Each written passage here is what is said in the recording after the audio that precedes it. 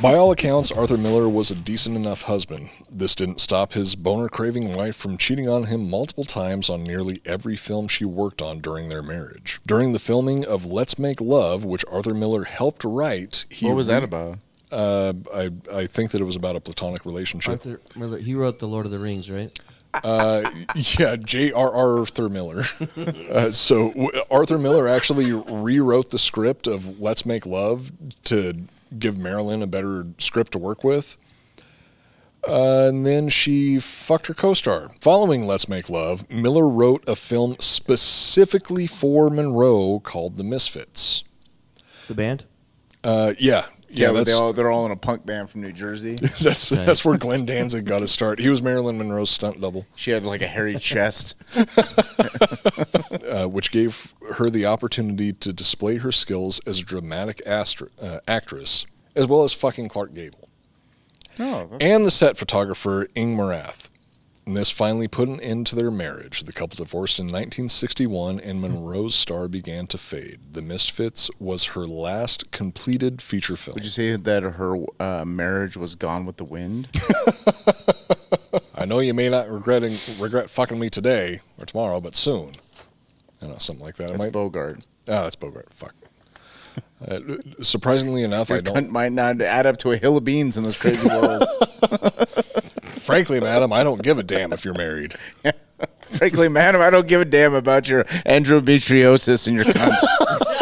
Frankly, madam, I don't give a damn about your inside-out pussy. God damn it. I was just going to say that. Well done. Remember that from that movie? I remember that. At this point, Monroe was already suffering from... Jesus Christ. Could you picture that on like A&E's, like just top AFI, most memorable scenes? It's like why don't you scoop up some of this chum from like Jaws and Offer He Can't Refuse from Godfather, and then your inside out cunt scene. We're gonna need a bigger diaphragm. We're gonna need a bigger cunt. You can't handle my cunt. My CPU is an inside-out vagina. You tell him I'm coming. And Marilyn's coming with me. I drink your cunt. Inside out cunt. The cunt abides. Oh man, It's so stupid. It's so dumb, but I love it. Go ahead, make my cunt. All right. So going from that lighthearted moment at this point, inside out vagina. No, inside out uterus. Oh, you got to illustrate. You have to ask yourself one thing: do you have an inside out cunt? That's not good. That was not good. You stole fizzy lifting cunts. You bumped into the cervix, which now needs to be washed and sterilized, so you get nothing. You lose. Good day, Joe DiMaggio. Do you remember that? Yes. 1971 film, Willy Wonka and the Chocolate Cunt. Country. 900 men went into that cunt. Yeah. Oh, only 100 came out. I wish we had that whole. I wish I had that quote. You nope. read that quote Stand by, before. Joel. Are you willing to cut this out so I can just? No, just look it up and we'll. It's just gonna be all that. She had a tiny cunt, chief, like a doll's cunt. Okay, I am going to do my very best to do this on the fly and adapt this to Marilyn Monroe. All right, here we go. Stand by. All right, here we go. This is the speech from Quint from Jaws. Quint from Jaws. Japanese submarine slammed 2 torpedoes into the side of her cunt, chief. Stupid. We was coming back from the island Tianan too late. We just delivered the bomb, the Hiroshima bomb, to her cunt. Was inside out.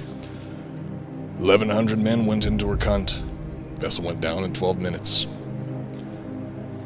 Didn't see the first cunt for about half hour. Tiger, 13-footer. You know how you know that in the water, Chief? You can tell by looking from the taint to the clitoris.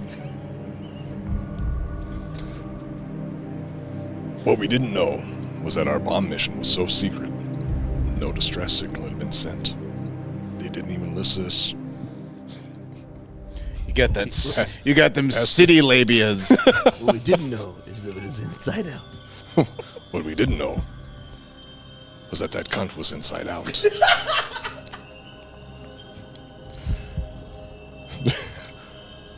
Didn't even notice that our period was late for a week. Very first light, Chief. Cunts come cruising by, so we formed ourselves into tight groups. It was sort of like you see in the calendars, you know. Cunt squares in the old calendars like the Battle of Waterloo. The idea was, cunt come to the nearest man. That man, he starts pounding and hollering, and sometimes he comes. But sometimes he doesn't come. Sometimes that cunt looks right at you. Right into your brown eye. The thing about a cunt, he's got lifeless black eyes. Lips.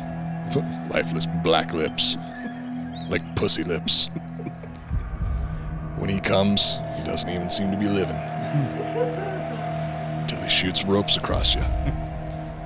And those black eyes roll back over white, and then, you got that wet shit all over your face, and you hear that high-pitched, terrible screaming. The ocean turns white, and despite all your pounding and hollering and thinking of baseball, that cunt comes and rips you to pieces. You know, by the end of that first dawn, lost 100 men. I don't know how many sharks. I don't know how many cunts there were. Maybe 1,000. Fucked 100 men. I do know how many men. Monroe averaged 6 an hour. That beats out John Wayne's record for smoking cigarettes. Thursday morning, Chief, I bumped into a friend of mine, Herbie Robinson from Cleveland. Baseball player. Boston's mate. Or no, Bosun's mate. Thought he was asleep. I reached over to wake him up. He bobbed up and down in the water. Kind of like a top. Upended. Well, below the waist, he was a cunt. Hey, I don't need this working class cunt routine. Doing the Dreyfus. All right, back to Marilyn Monroe. Another cunt. I got a blast.